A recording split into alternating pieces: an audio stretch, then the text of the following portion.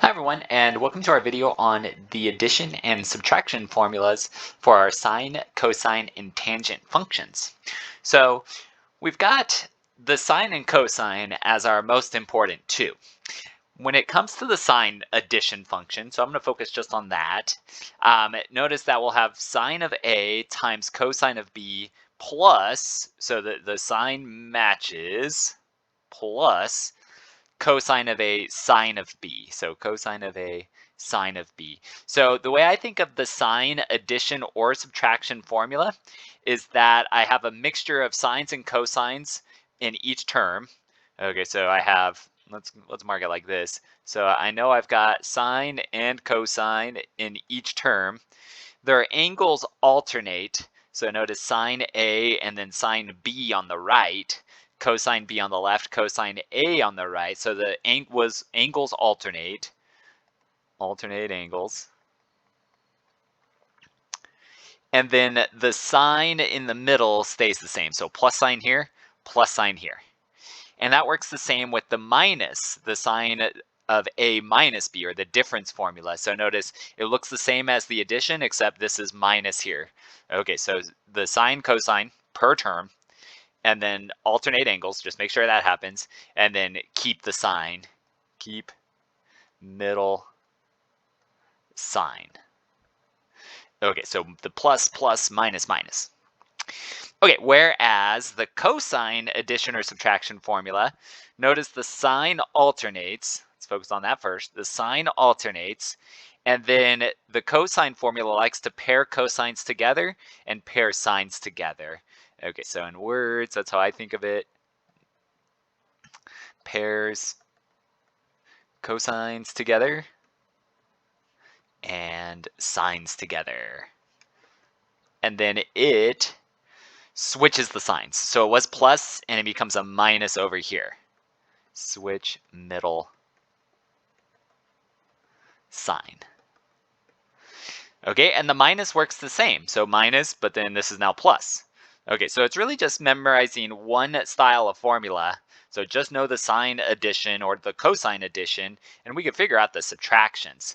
Now, where these formulas come from would take too much time for us here. If you're curious about it, though, often what they do is measure like these different angles. They call that A and that B, and then work with a distance formula to get the full formulas.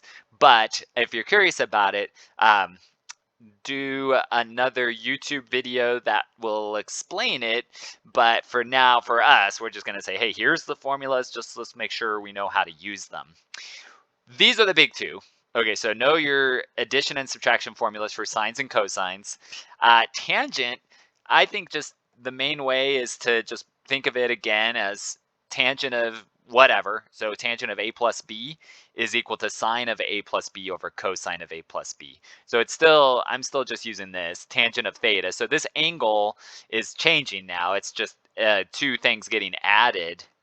But whatever that angle is, it's still always sine of whatever the angle divided by cosine of whatever the angle. If we do need the other one to the right, the way I think of it is if I have a bunch of tangents and a big old fraction, it's probably my addition formula or subtraction formula.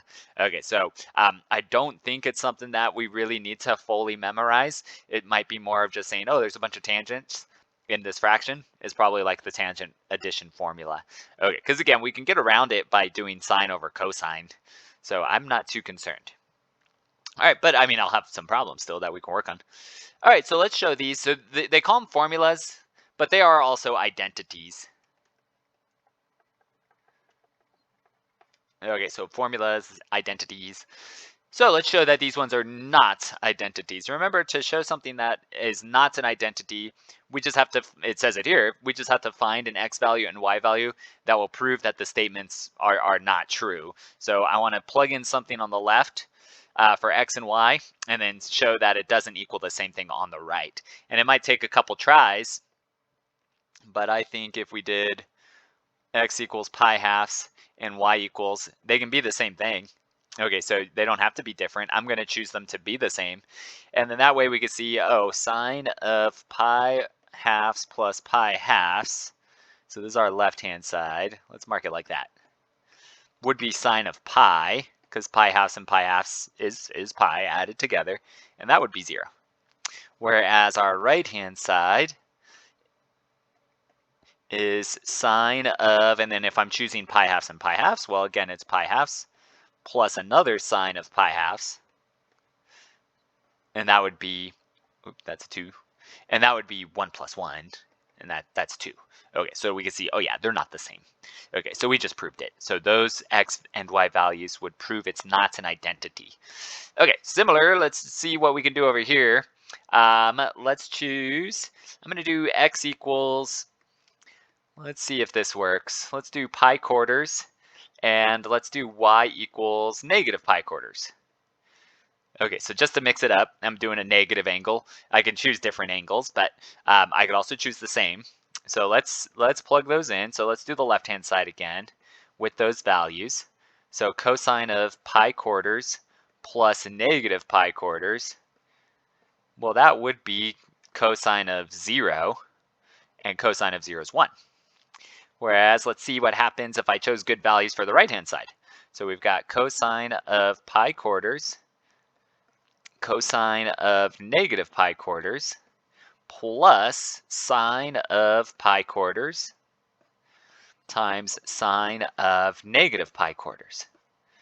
Okay, and let's go down a step. So cosine of pi quarters is radical 2 over 2. Cosine of pi quarters is radical 2 over 2. And then we've got plus. Sine of pi quarters is radical 2 over 2. Sine of negative pi quarters is negative square root of 2 over 2. So, this is looking like it's not going to match what we have above. So this becomes square root of 2 times square root of 2 is 2 over 4. And then this becomes minus 2 over 4. Well, that's 0.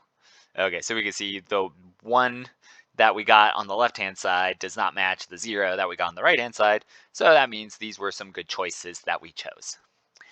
Okay, so that's to prove something's not an identity, along with our new formulas that we're going to use more in these next problems, but let's do that in a different video. Okay, so thank you for watching, and I'll see you again soon.